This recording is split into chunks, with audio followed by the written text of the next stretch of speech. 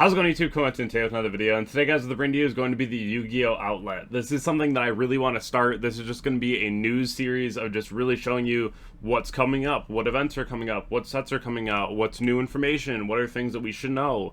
I really do hope this helps you because, like myself, if you're working all the time, you don't catch every single announcement. So I really want to make sure that everyone has the same information, everyone's on the same page. So especially if you want to go to like one of the YCSs I'll talk about later on, you actually have time to like take the time off. You can put money aside. These things really do help, and I really do hope that they help you. If you haven't already checked out my sponsors over on RW, Cloud, Gem, Arla, Imperium, Dragonshield, or Grimoire, definitely go ahead and do so, all down below in the description. And subscribe to the channel if you haven't already. We are on our way to 30,000. We're going to keep it rocking. We're doing it every day. I appreciate y'all. It really does help every single time someone subscribes. Thank you so much. And let's hop right into my first ever fun fact. So this is really fun. I really want to add this to more videos. But did you know that if a Cyber Dragon by name is in the spell trap zone, you can use it to contact fuse your opponent's machine monsters and your own if you have any, but just machine monsters on the board, because Fortress says by sending the above cards from either field to the grave, even in the spell trap zone, that's still on the field, so you can contact fuse with a Cyber Dragon.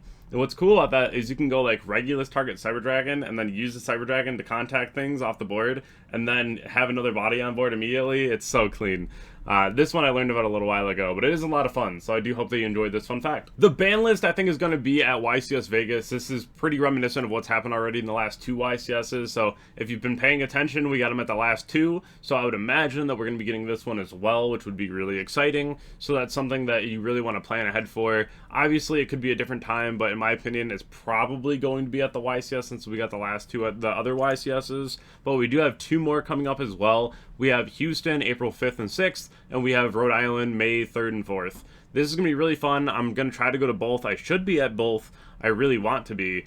These two are going to be a ton of fun. I've never been to Rhode Island before, so I definitely want to go ahead and check that out too. I don't really know what's all out there, but you know, we'll have a great time regardless. Malice is beating Chaos Hunter now, so you want to make sure that if you are going to side it in, you do have a game plan. Otherwise, just use like Muals and Alancia.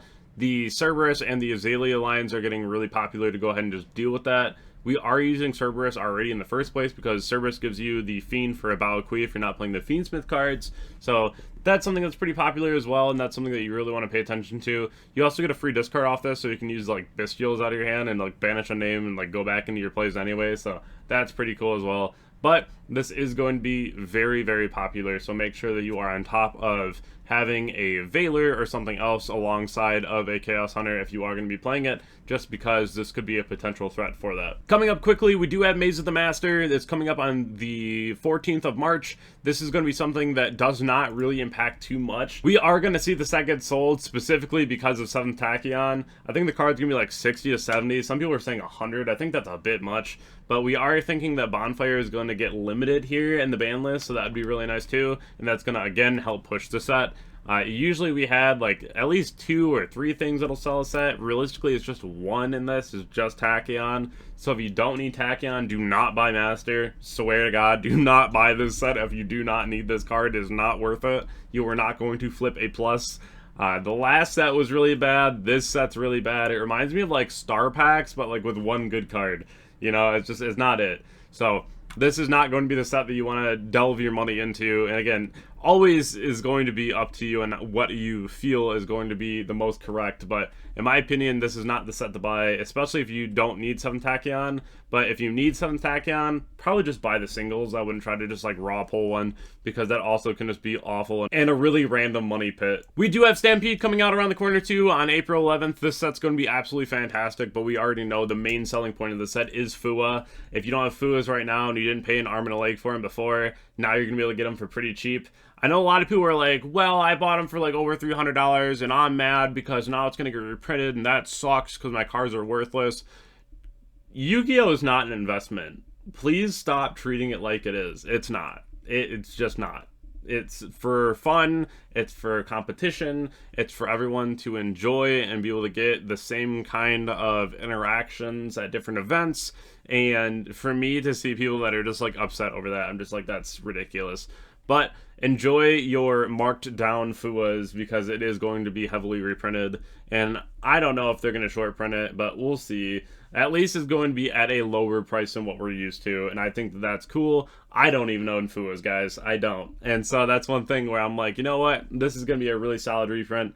And if you get anything else in your packs besides FUA, it's just a plus, right? It's literally just a plus. Alliance Insight is around the corner, and this set's going to be absolutely phenomenal. This is going to be May 2nd. So we do get the new Adagnister cards. We get Backup and Wizard. These cards are going to be absolutely absurd in Malice. Not only do they tutor out for the Dark Cybers monsters, but they also extend through multiple situations. I've had these cards in my hand and played through like 3 interruptions, which is absolutely insane. You also can play a lot better through like a Lancia. So definitely very cool. The Backup Adagnister is also a tuner. We don't even use it for the fact that it's a tuner, but it is important because you can use the Wicked with it. So that's pretty cool, and it just gives you more play lines in the deck.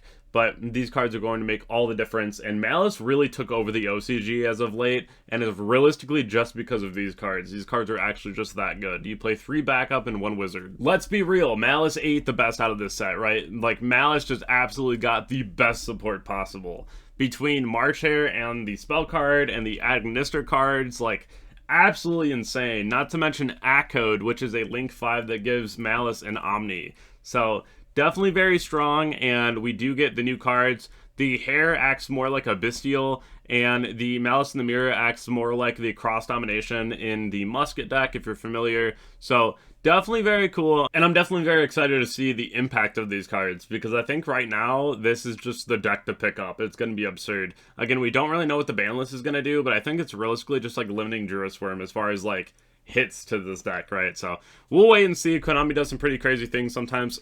Scarecrow. And the last thing here is, if you want to pick up a deck right now that could be really good post Alliance Insight, I definitely recommend picking up a Evil Twin Core. I think that the new Link 1 here is absolutely insane. This is coming out in Alliance Insight, and this card is just going to be such a game changer for the deck, and I really do think this is going to be a rogue / tier 2 contender, especially if you're playing like Evil Twin Sprite. I don't know if I'd play like the Runic cards. You could, but I wouldn't recommend it with Detonator in the format.